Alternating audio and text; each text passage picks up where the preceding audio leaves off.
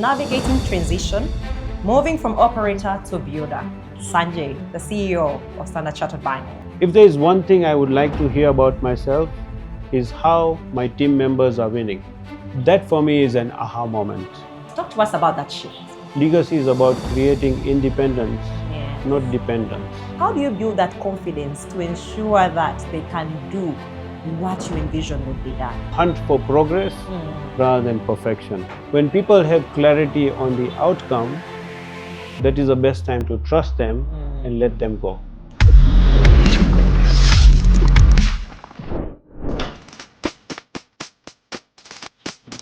Oh wow! Hey! Dr. Shamim! Hey! Welcome! Thank you! How are you? Good to see you, my friend. It's a pleasure to see you again. I believe we are having a chat today. Absolutely. Yeah. How have you been? Your crew's been around. They were so happy because somebody has the right to shoot me today, which is very rare. Who can't be happy to be here? How have you been? Very Are fine. you well? Please have a seat. Thank you. Yeah, karibu. Great. So, talk to me. How have you been? Good. I've just come back from my holiday. Where's my candy? Ah, that's one thing I don't do. Chocolates and candy. Yes. That's what people say when I come from abroad. Give me my candies. I think Uganda has so much sweetness itself that I worry to bring more of it. Welcome back to the Imposter CEO podcast. I'm your host, Dr. Shamim K.Matovu. Tonight, we're having a conversation about navigating transition, moving from operator to builder. And I've got a very special guest, Sanjay, the CEO of Standard Chartered Bank. Welcome, Sanjay. Dr. Shamim, always a pleasure. Thank you. Good to Karibu see you. sana. I know. Thank you for having us. Yeah, it's good. Thank you. You recently were celebrating something. I have been celebrating many things. Talk to us about the latest celebration. The latest celebration had been the graduation of my daughter. You know, I had to fly to Toronto, Canada, and my daughter has just, gotten her bachelorette in public health, and she did it with first-class honors. Wow. So it was a really exciting one. Congratulations. Thank you. How do you feel? Well, I feel magical. These are moments that you do so much for. Yes. I mean, when your child has achieved something, there's no better glory. Yes. So it was exciting. And what was more exciting is she did it on her own, Aww. which is nice. That's very nice. Yeah. Now, Sanjay, it's no brainer that when we talk about the giants in the banking sector, you are in that space. You are heading an institution that has been older than all of us. Correct. How does that make you feel? Exciting. Because imagine what this organization stands for. Yeah. Yeah, it is. I mean, in this world, there are very few organizations like ours. Yeah. We are a 170 years old bank. In Uganda, 112, very soon 113. You can imagine Uganda has just had independence over 60 years ago. Yeah. But before that, we used to be the central bank for Uganda. So it is very exciting. Yeah. But what is more exciting is, our brand promise is here for good. And as an institution, as an organization, as, like you said, as a giant organization. Yeah. If you're talking about me as a giant, maybe you're talking about my size, but I'm going to leave you with that. But the reality is that we do a lot of great things for this country. Yeah. We believe in Uganda. A research that we did a few years ago tells us that we actually contribute to more than 3% of the GDP of Uganda. How do we do this? It's because we have invested for 112 years. Yeah. So it's fun. It's and that's interesting, and thank you very much for giving us that preamble. But you see, often, even with us as leaders who experience other organizations as well, it doesn't just come easy. You don't just wake up to be that person. So I want you to take us back memory lane. Who is Sanjay? As a child at your table in your household, who are you? Who is Sanjay? So I can say there is many versions of Sanjay. The quick version is you said, you recognize as a giant CEO or as a CEO of a bank. Yeah. But I am a very simple human being. I am very privileged. I have had a great, childhood and a very successful career is what I would say. Yeah. When I say very successful, it's because I'm comparing versus my own personal ambitions. Yeah. So everybody might have a different view of whether I'm successful or not. but I think I'm trying to just, compare with what I had as aspirations. And I also am telling you, I'm in a journey, so I haven't yet arrived. So who is Sanjay? Sanjay was born in Tanzania, which is very exciting, but I am a global citizen. Yes. Because I feel that everything that happens in this world is a part of me, and I'm part of it, which is very exciting. Sanjay is very lucky and blessed to be the CEO of Standard Chartered Bank. It could have been anyone else, but I worked very hard. Yeah. And I have one of the best teams this country can give, or Africa can give. Got the best talent in the organization. We have amongst the best clients that this bank works with. Yeah. We, like you said, have institutionalized things like ethics, conduct, the whole value system, which enables us to do great things in style. And it's not easy, because doing things right is complicated in many parts of this world. Yeah. But I think as an institution, it's been great. So who else is Sanjay? Sanjay is a father. Sanjay is a friend for many. Sanjay is a mentor. He's a coach. So there are many taglines, but I would say simply that I'm a very privileged human being. Wow, that is really powerful. I think a lot of the times, many of us run away from privilege because for some reason it's been tagged with a different kind of connotation. But I like that you appreciate that there's privilege in everything that you've experienced. Now, Sanjay, you are not an everyday CEO. You are a global citizen, and you've worked across the continent. I'm very interested to know how you as an individual has been able to manage the shift from being a doer to building, because as a leader, leading such a great institution, you want to leave a legacy. You already said you're a mentor, you're a coach to other people, you're a father, there are people that are looking up to you. Talk to us about that shift. Right. From doing to building. So I did tell you that I am a Tanzanian citizen. I'm going to start with a story. Yes. So very young in life, and maybe I was 4 or 5 years old, I used to live with my brother. I have a sister, and of course my parents. And it was very interesting that being in Tanzania, I was in a place called Mbeya, which is another city very close to the Zambia border. Yeah. My father used to wake up at 5:29 in the morning every day.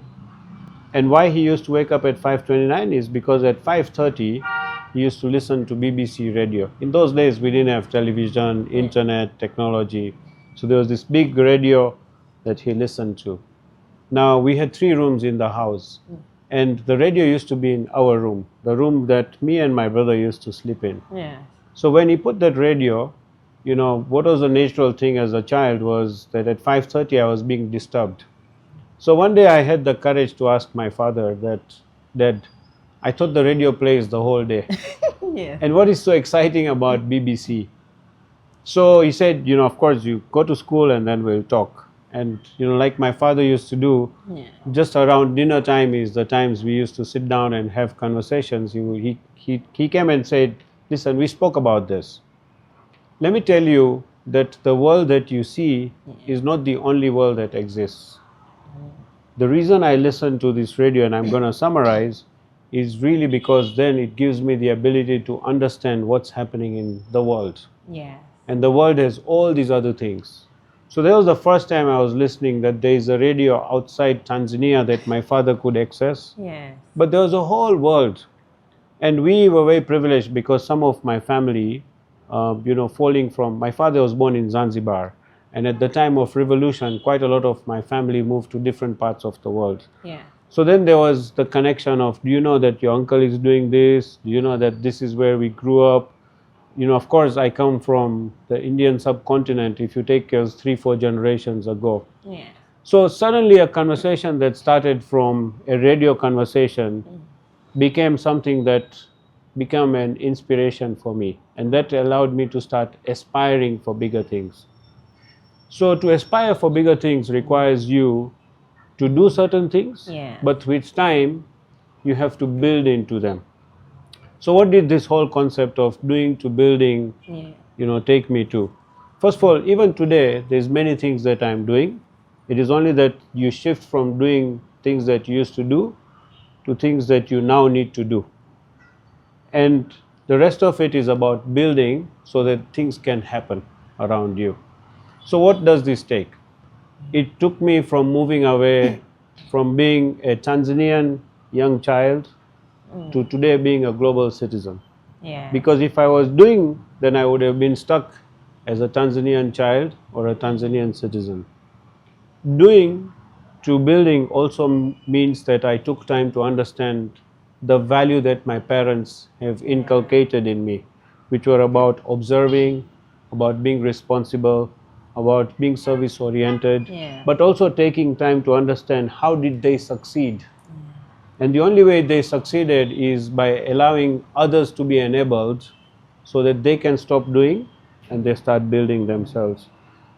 Moving from doing to building also means that you fight cultural norms. The cultural norms that me and you have been born with in an African setting is we are not enough. You know, you're not supposed to dream big. You know, you're supposed to stay shy. Many times you're not supposed to voice many things.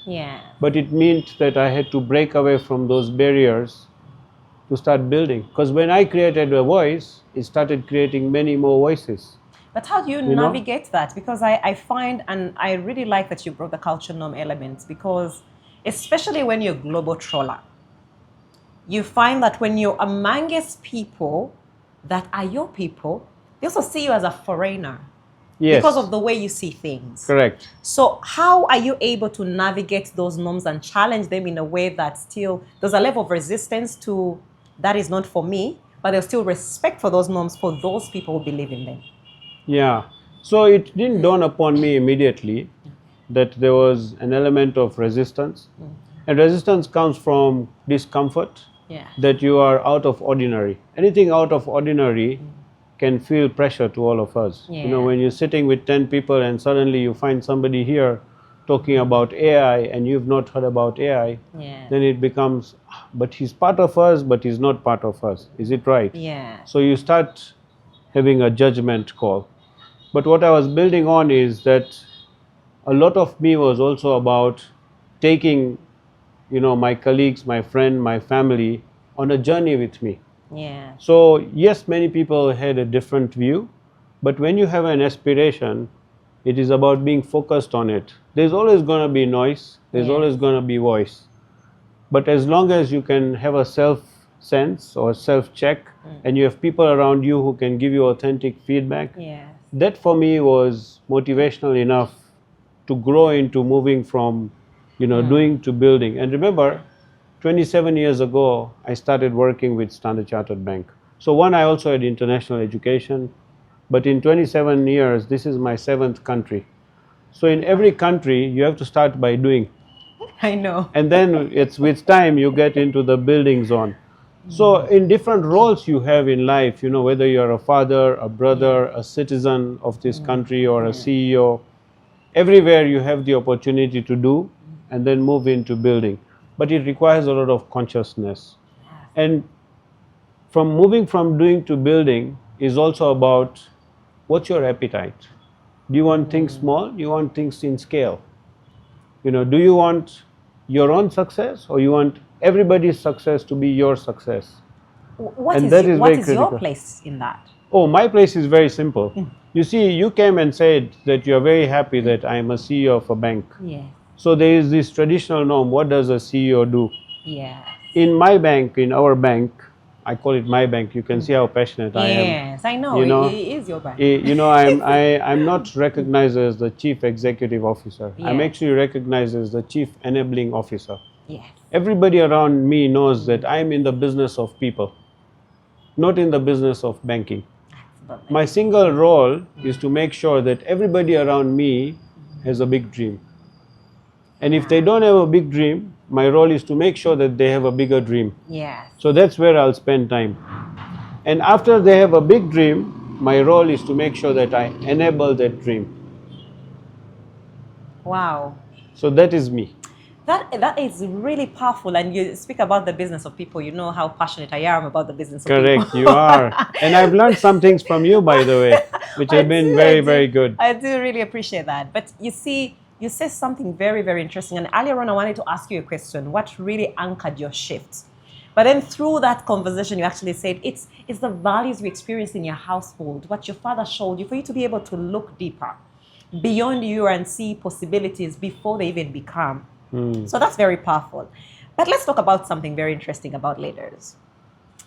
You see, you talked about appetite, and we've definitely seen leaders who have a huge appetite. And the reason we have this show is to actually show people that being a leader is a privilege. Correct. But it doesn't take away the humanness in you as a person. There are moments when you don't understand what's going on, when you are low, because you're human. But I want us to focus on, as a leader, you're entrusted with power and authority. Correct. Have you ever experienced a time when control is slipping away and you're just feeling like, I don't want to let go. I really want my power? I think in every part of life, control is nice. Yeah. It gives you an ego. It gives you satisfaction. Yeah. But it's also to do with that the biggest person you trust in life is yourself. And many times it's about doing it your way. Yeah. And by the time you tell somebody else to do it your way, it may not happen your way. Yeah. And then remember, as we go through a journey, you know, you've heard a lot of voices which says, I did this, I did this, I did this. Yeah. And then you're asking, so what did I do? Yeah. So control comes from the many things that we observe around us, the way we are taught. You know, many times when the way I schooled, you know, many times I also found that, you know, you had maybe Winston Churchill, he did this. Yeah. He found, you know, you saw who found Nile, you know, River Nile. Some foreigner found River Nile and you think, well, Africans not there, you know, suddenly. Yeah. But control is part of human nature. And you can't run away from it. You know, it's who you are. But I can tell you that the moment you learn how to let control go, first of all, it's very challenging. Yeah. You know, the initial phases are you are nervous because, especially if you are a perfectionist. Remember, I'm also an accountant. So for me, everything has to balance. You know, the balance sheet has to be structured. A debit means a debit, a black means a black, a white means a white. So I used to be a freak actually in terms of controlling things. But I can tell you with time, as I started thinking about bigger picture, bigger scale, bigger opportunity, that's when I suddenly thought that the only thing I can control is my ability to influence others to do it. Yeah. Is my ability to change the narrative. When I moved away from control to not having control, it actually became a gift in my life. What was the hardest part, though, of letting go for you? Yeah, I think, you know, even today, if I want to do something in a speed, then delegating is very difficult because the time it takes to delegate is complex. But your question is more fundamental from a leadership perspective. Yeah. The hardest part is accountability. That when you are accountable, then you have to give somebody else or empower somebody else. You know, and that's where you are worried. It's about fear. So many times in life I've had this question about fear versus regret. Yeah. So things that I fear in life certain times stop me from doing certain things. But then the question I ask myself that in 5 years or maybe 3 days or 10 days later, what will I regret? Yeah. And the regret will be not doing it. So that's the exciting part, that you let go because now I don't want to regret it. So then you delegate? You delegate. You delegate, you empower, you trust. And sometimes you actually create belief in others to do it. Yeah. And remember, I'm not perfect. Yeah. It's also recognizing that I am not perfect. And so I don't expect that perfection is really going to go. And one of the things that I believe in as my personal mantra is to hunt for progress rather than perfection. And that's been very useful. So amidst that fear, because it's not just for you, and you say something, I'm also a recovering perfectionist.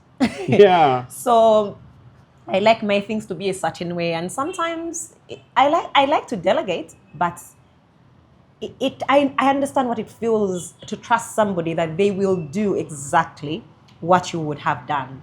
But talk to us about how you build that confidence in a team that because you know that you have to let go. How do you build that confidence to ensure that they can do what you envision would be done? Right.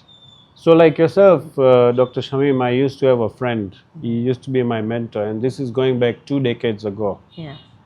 One of the most profound learning I got from him is the day a leader moves away from measuring output to measuring outcomes, communicating outputs to communicating outcomes. When people have clarity on the outcome, that is the best time to trust them and let them go. Wow. That is a bucket full of roses. I think a lot of the times we get lost in the tasks, the process and the output. System and But you don't know why am I doing things. Okay. When somebody understands the real outcome, yes, then that is the best time to entrust and give it to them. So now talking to you, I know in 2024 you won most supportive CEO, in other words. Correct. Talk to me about that. Well, I was surprised. Why? Yeah, because I have a very difficult board. No, on the great side is, it's such a privilege to have a board the way we have. I mean, we have the ex-finance minister, Honorable Maria Chivanuka. Yeah. I mean, look at the intellect that she brings, the ambition she brings, the courage she brings, the positivity, the can-do attitude, the multidimensional understanding of not only the economy, but the world, but the banking sector. And she is very diverse in her thinking. Yeah. Then we have one of the biggest lawyers, we have one of the best accountants, we have Professor Dr. Dorothy, the Dean of Engineering School of Makerere University. Yeah. Think about this powerhouse you sit with. Is it not the biggest privilege? Absolutely. One of the things I must tell you is, in life, my parents taught me something. That in life, if you live with the philosophy of serving, any relationship you have, yes, and you are given the authority or the privilege to serve, then you tend to become a winner. Because it means somebody has accepted that you serve. You know, when you talk to me as the best supporting CEO, it means my board has had confidence in me. And this confidence doesn't come from Sanjay. It comes from the 300 people that I'm very fortunate to lead. You know, so my best supporting CEO comes with 300 of us having the privilege to be recognized. It wasn't my award, it was our award. And that's how I see it. Yeah. Wow, Sanjay, I need to sip on water. And I'll tell you why I'm sipping. A lot of the times as leaders, we get lost in this recognition. And I love that you can humble yourself enough to recognize that even as you're seen as the best supporting CEO, it's a representation of the force behind you that we don't see, you know, lying somewhere that is making things move around for everything to go in place. So well done on that. Thanks. Well done, well done. Now, I want us to think about you coming up as the best supportive CEO. I want to get to know Sanjay as a father. Are you tough? I am. I am. I'm tough because, and maybe sometimes I need not have been tough. So I think now I am a lot much more calmer. But there were times in life that I used to be tough or more tough. And the single reason is that, you know, when you have set, you see, the father equation is very unique. Yeah. Because, and I think I tried to communicate this to my kids, and maybe I've been successful or not, it's their choice. Yeah. But fatherhood is, when you're with your kids, it's almost like you are them and they are you. Yeah. So I'm very tough on myself. I have very high demands on myself. You know, I'm a go-getter. I have very high expectations from myself. And that means that I have very high expectations from my kids. Maybe it is not the right thing to do, but because you kind of forget that they are not you and you are not them, yes, then certain times your language is what is complicated. Yeah. But I can tell you, I am so happy that I have two very dynamic kids. Yeah. They've been a joy of our life. They've weathered the storm of their father sometimes, who is very high demanding. Yes. And high demand doesn't come from what I say. But my wife is a CEO of a company. I'm a CEO. Yeah. There's so much pressure that the kids go through, Absolutely. which I'm getting to recognize over years. Yeah. That our success sometimes is a big pressure for the kids. Because they constantly get judged. Your dad is here. Where are you? Absolutely. But over time, I think that I'm just so blessed where they stand, what they stand for. Yeah. I'm also very happy they don't do what I'm doing, which means that they are teaching me. Yeah. Today I'm learning public health from my daughter. Yeah. My son is a climate engineer, so I'm learning a whole new world. Yeah. I'm soon going to be a father-in-law next year. My son gets married. And then soon you'll be a granddad. Yeah. So, well, no, that's a few years to go. But I'm just saying that, with time, the way you nurture relationships changes. Yeah. And now they are adults. So Yeah. it's more fun. Let's imagine that I'm speaking to your daughter. What do you think she'll say about you? It depends what time of life you're talking to her about. Okay. Yeah. But I think that some of the things that flow through are really around the whole concept of values, that we have learnt values. Yes. We have learnt the privilege of relationships. Yes.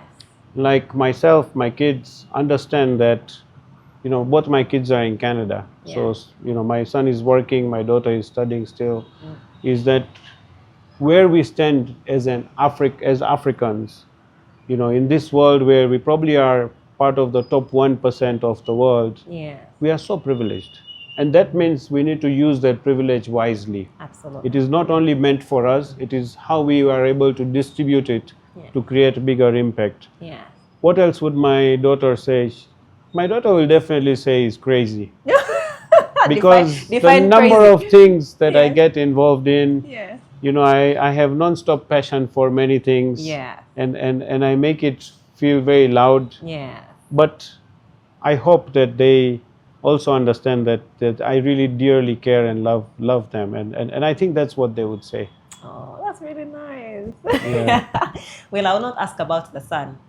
I was asking about the daughter. Yes, I mean the child. And the weakest point, my weakest point, and my daughter knows this, is my daughter. She can get away with murder. Too many things. With me. Yeah. So if somebody has tested me in life and still has the authority to test me, it's gonna be my daughter. I know girls always have that beat with their fathers. Yeah, so yeah. That's interesting. She's a divine soul for me. That's really catchy. And I think for me, and especially in this space. And Shamim, I should say this to you. Yes. That up until I had a daughter, I'd not realized how biased I am in life. Well, the day my daughter was born, I think has been my biggest inspiration to understand the whole concept of diversity and inclusion. What women mean to this world. Yeah. Because the minute I start reflecting my life from her lens, it gave me a big understanding of the way I was nurtured. Was to be very biased. As boys, we are being taught, don't do this, you're supposed to do this is how you're supposed to think. I can tell you now, I think this world needs to be more equal. And that's what my daughter has taught me. Wow. Wow, that is very powerful, because there are a lot of conversations we've had, and in the scholarly material as well, around gender balance and all those things and things that happen in the world. But I understand that we can talk about balance and all that, but we know for sure that there are also other systemic issues that might not give us a balance. Yeah. But I think recognizing the element of what is the life of a woman or a young woman? What is the life of a young man? How can we create a space where each one of them gets into an environment and flourish? I think that's the important conversation that we haven't had enough. But I see that coming through in sustainability conversations, when we get into recognizing how we support our teams within organizations, recognizing what people go through, mental health conversations. So that is really rich and deep, and I just hope that you can extend that conversation to Oh, trust me, all these places. I am very bold on this. Yes. And I don't shy away from saying that I was wrong at a time, Yeah. which is more important. Okay, interesting. So I want to talk about how you go from managing the work to building something that really outlasts your role. And I wanted you to think about this from a perspective of the transition that you're going through as an organization. You made a big announcement towards the end of last year. Yes.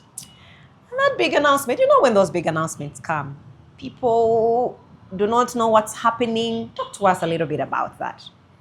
So you're talking about legacy. Yes. And legacy comes with a lot of intention. Legacy comes from a lot of maturity. Yes. Legacy comes from thinking long term. Legacy comes from, like you said, your ability to give control. It is not about you building, it is letting others build. And that's what you talked about. Yes. Legacy is about when you leave, how will the organization or your family Yes. or your friendships, because legacy is in different forms and ways, how does it continue beyond you? So you have to be very intentional. Yeah. Very, very intentional. Legacy requires us not to be selfish. It requires us to be more service driven. I did say this to you when I met you. Legacy is about creating independence, Yes. not dependence. So it is about thinking, much more differently than you normally do. Yeah. Now we are talking about Standard Chartered Bank. Yeah. I mean, what a beautiful organization we have. And I'm very proud. You can see every day I say, if you cut me, I know we all say we are red blood, but I sometimes say we are green and blue. Green and blue. Inside. Yes. Yeah. But think about this, that it is very few organizations in this world Yes. that takes decisions like us. Yes. What we have said is that we have grown a fantastic retail business, but we also have a global retail metrics. We have a global metrics. Yeah. Within the metrics, the Uganda proposition is not going to be able to meet our global ambitions. So the best thing to do is to make sure that the way legacy is left is that this beautiful business that you have, goes to the right, in this case, partner, because that's what it will be, that can nurture it going forward. Sometimes it almost feels that we're going to give away our daughter to another family, and that family will take it forward. Yeah. It's not been easy. Yeah. We've had a retail business for 100+ years. Yes. It's been very emotional, it's been very draining. But for Standard Chartered Bank, we've done this in many countries.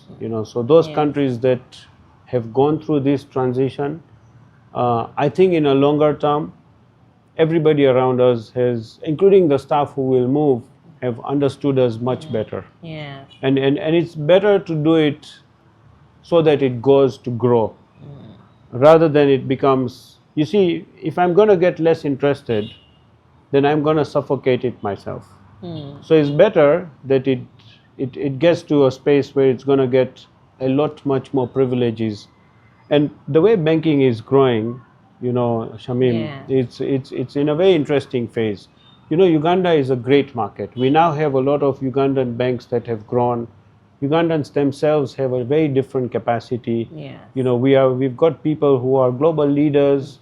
So the competency has grown, and I think it's a ripe time. It's a good time that the retail business leaves a legacy through another partner.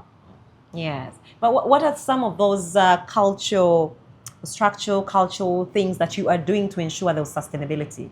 Because like you said, it's scary. You've had this baby for a very long time and looks like you're giving it away to somebody to have. Yeah. And you don't know what will be, because that's the nature of change. So our definition of success is that, one, we will find the right partner. When we say we will find the right partner, it is three things that we always look at. Yes. One is continuity for our staff, Yes. because staff are going to be impacted. So we want to make sure that our staff continue to be great ambassadors of Standard Chartered, but also have a life that is similar to ours, you know, and can continue to grow. And we have huge talent, by the way. So imagine if this talent gets involved in another organization, even that organization is just going to grow. So that's one. The second thing is continuity for our clients. I mean, we have to give it. Absolutely. You know, we've had such loyal clients. It is just incredible. And we want to make sure that as many things that can continue, you know, through our new model or as we sell the retail bank, that is what we want to do. And the third thing is comfort for our stakeholders. And in this case, I'm talking about our regulators. So we will not have shortcuts. You know, if you do it, money is not the criteria here. Absolutely. The bigger aspect is, you know, how do we make sure there is a very robust continuity? And that is the culture that we bring. Great. Thank you so much. So Sanjay, you've told us about, we're talking about transition. And obviously as a bank, you're undergoing transition. Correct. And actually your bank has been undergoing transition. You know, if you think about from during COVID is when you had to reduce your footprint, you know, in the different spaces and people working remotely. You've been able to embrace the new ways of working. And I like that about Standard Chartered Bank because as businesses, we need to be able to think about the trends and what they're telling us. And obviously think about how we maximize potential, but also cut down on the costs. But understand that these things have something that really impacts the people that we work with, which is our community. Now, as an organization undergoing transition, I want you to speak to us about what legacy structures you have built that can operate without you. Very good question. But I do want to correct you that many times when Standard Chartered, not during COVID, but way before COVID, took a decision that we believe that our current model of having many branches was not the best future fit model for us. We thought that if you think about the way the world is moving, then technology is going to become a big enabler. And so why play small? You know, it requires, like I keep saying, that it is very few organizations that take bold steps and completely change their game plan. And so you are able to disrupt yourself. It's very hard to disrupt yourself. And I believe that just the way you made a comment that, you know, it sometimes means that you're cutting costs. Actually, we are investing money into what will count for our customers. For the future, You know, think about it today. You know, if I ask anybody who is 2 generations below me, you know, they hardly come to the branch. You know, technology is the way they bank. None of us still wants to. You know, we have about 100,000 customers. You know, and within that, 99% of our transactions are digitized. Look at the convenience we have provided. We have a mobile app that gives 70 banking facilities. I wouldn't be able to do that in the branch, and this is real time. You know, you come to a branch, you stand in a queue, you can get your turn after some time, but here it's always your turn. Whatever time you wake up, whatever time you like, it is your turn. But it requires a lot of investment in infrastructure, in cyber, in connectivity, in protocols. So it's been a huge investment and it's paid off very well.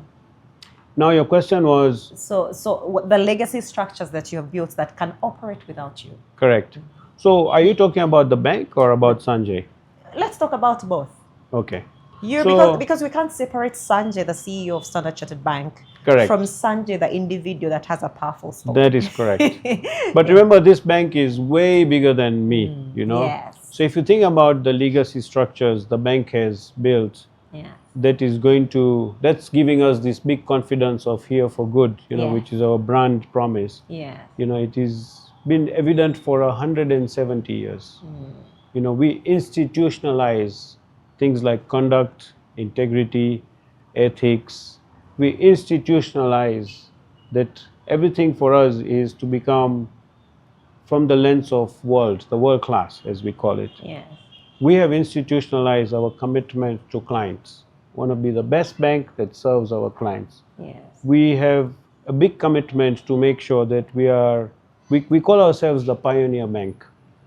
So we don't get tired of the next innovation and the next innovation and the next innovation. You know, the first ATM in Uganda came from Standard Chartered. The first debit card came from Standard Chartered. The first corporate internet banking came from Standard Chartered. The first risk management related products came from Standard Chartered. The first digital only banking through your mobile came through Standard Chartered. The first Shilingi account came through Standard Chartered. So legacy is also about being able to do something that can now be done by the industry. Look at how many banks have now got leaders from Standard Chartered Bank today. I mean, we've got an alumni that is the richest alumni Uganda has. As me and you are talking, we have 25 of our very senior staff colleagues who are working abroad. Imagine what they will do when they come back to Uganda. Today, maybe we have 4 or 5 CEOs of banks here who are ex-Standard Chartered. That's the biggest legacy you can live in a country. Now think about what we have done for, let's say, Uganda. I told you in 112 years, we are one of the top financiers for these national infrastructure. Even now we have helped roads to be built, power distribution, water, irrigation. There's so many big transactions that we've been involved. You can imagine my staff working with his child and say, you see this road? I was involved in this. Those are the kind of magical stories that you can only get when you have an organization like Standard Chartered. Absolutely. My biggest, I said this, my biggest aha moment with Standard Chartered Bank was, as a CEO of Standard Chartered Bank in Tanzania, I signed the contract to build a standard gauge railway. And a standard gauge railway for Tanzania is going to be, transporting 17.5 million people across the nation, build a whole new ecosystem. It's going to live 100+ years. I mean, how many CEOs in this world are privileged to do this for their own nation? That is legacy for us. So it is way big, but it takes very intentional leadership. It takes us to be focused on where it counts. That is why you will see we don't play in a crowded market.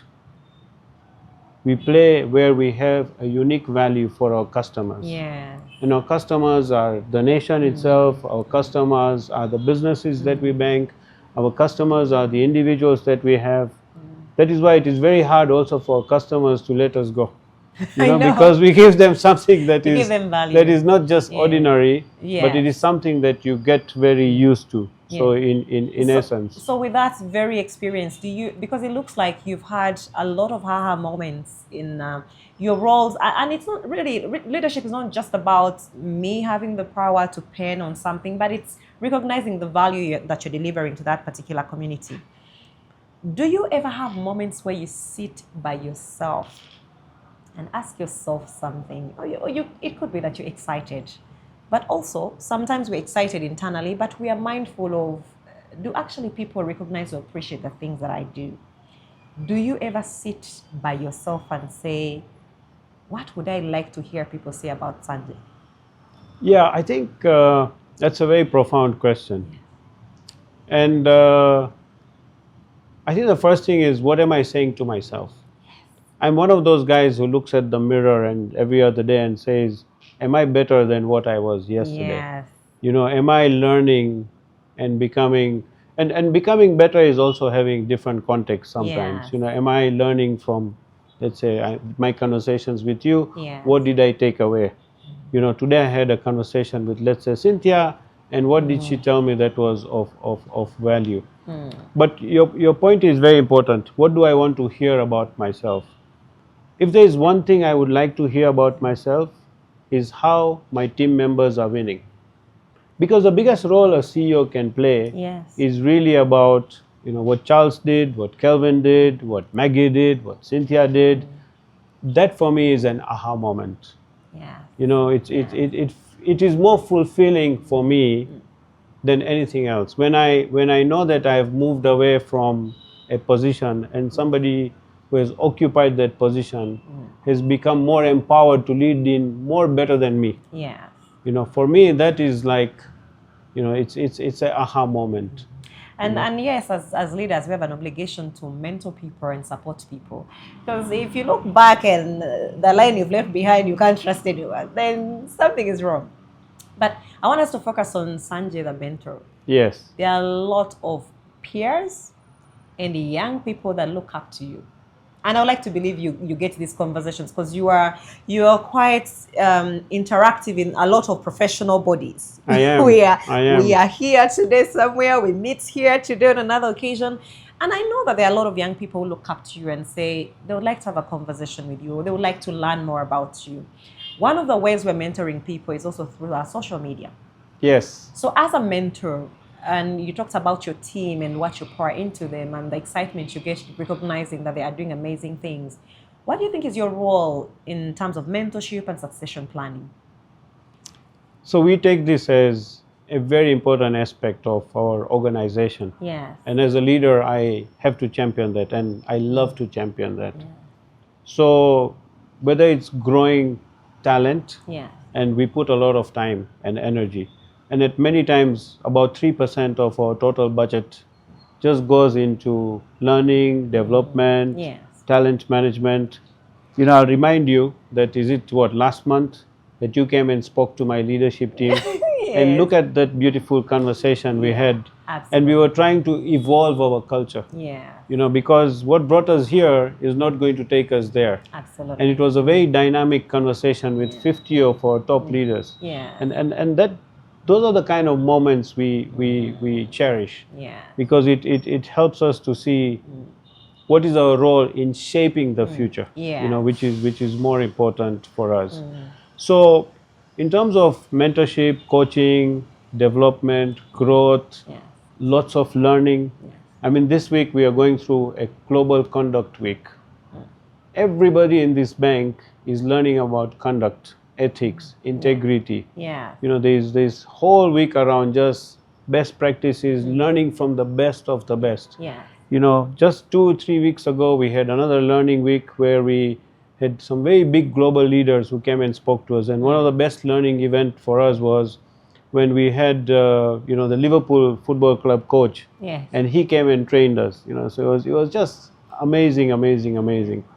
But succession planning, Yeah. you know, because that's a very critical aspect of life. Absolutely. You know, it's scary, yeah, that you have to write names of people who are going to take over from you. I know. You know, so I think Yes. many years ago, if I was doing this 25 years ago, it gave me a scare that, is somebody else, am I saying this guy should take over from me? Yeah. Now it is exciting. Absolutely. Now for us as a bank, this is where we say that the moment you are able to get somebody else to fit your role, Yeah. it creates a whole new opportunity for you. Absolutely. You know, and look, I have been a great example of a very simple Tanzanian African, you know, citizen who now has seen the whole world. Yes.